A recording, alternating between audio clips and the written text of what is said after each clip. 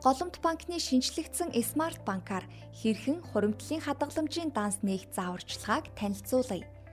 Та шинжлэгдсэн смарт банкны үйлчилгээ үндсэн цэс рүү орж хадгаламж дэд цэсийг сонгоно. Үйлчилгээ дундаас хадгаламж нээх хэсэг рүү орж хуримтлалын хадгаламжийн бүтээгдэхүүнийг сонгоно. Та хуримтлал нээж буй зорилго, зорилтод дүн, хугацаа зэрэг мэдээллүүдийг оруулан хэрэв бүтээгдэхүүний нөхцөлийг зөвшөөрч байвал доод үлдэгдэл шилжүүлэх дансыг сонгон баталгаажуулах товч дээр дарна. Ингэснээр хуримтлалын хадгаламжийн дансны гэрээ гарч ирэх ба та гэрээг уншиж танилцсан зөвшөөрснөөр таны нэр дээр автоматар хуримтлалын хадгаламжийн данс үүснэ.